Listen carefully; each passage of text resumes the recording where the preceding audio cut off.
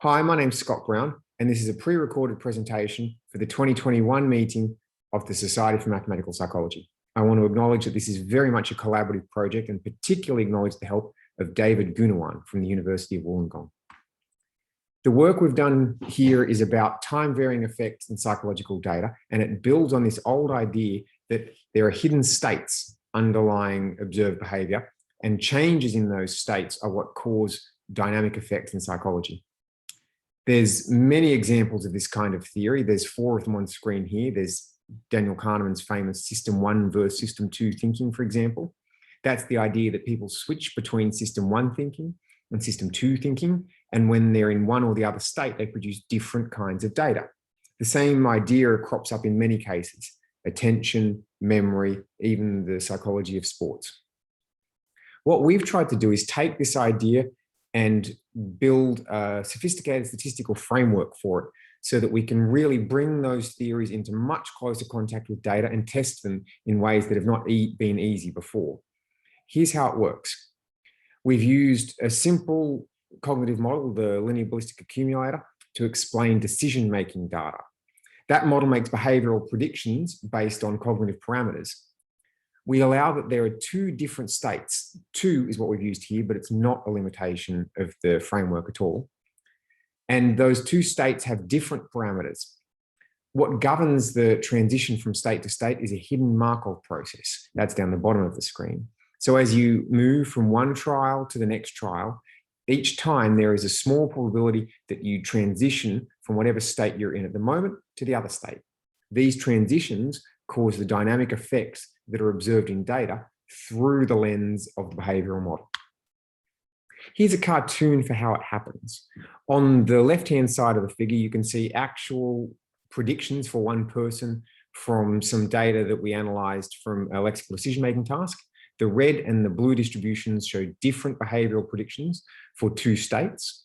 The dots in the middle of that figure show how those states transition across trials. And at the bottom of the figure, you can see that averaging across all of these different trajectories, you get dynamic effects in the data.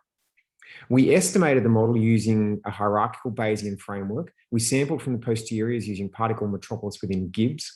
You'll see on the bottom right of the figure references for the paper, the software and training materials that go for PMWG.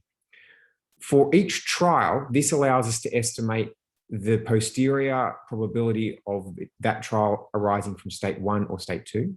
Then beyond that, we get to estimate the trajectory of the states across trials, and then the transition probabilities that govern these trajectories. Those are estimated separately for each person. We also estimate separately for each person the parameters that define the 2 states, and then at the next level to hierarchy, group level parameters. Here's a quick cartoon of some of the most important results that fall out of the model.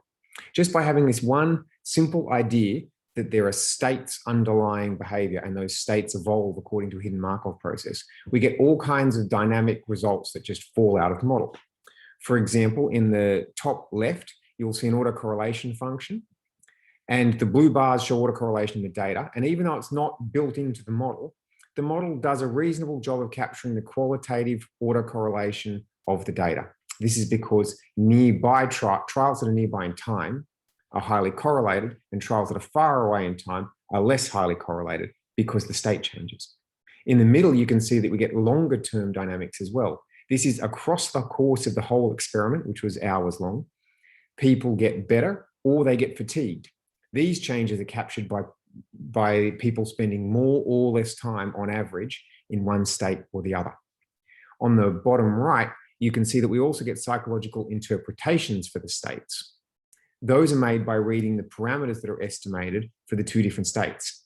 In the case that I've shown on screen here, state 1 and state 2 differ in their threshold settings. That's accuracy, neutral, and speed. The bolded numbers are different in state 1 versus 2, indicating that one state is more cautious than the other. I hope I've managed to convey some of the main points of this work. If you'd like to know more, please have a look at the manuscript for the whole project, which is available on arXiv.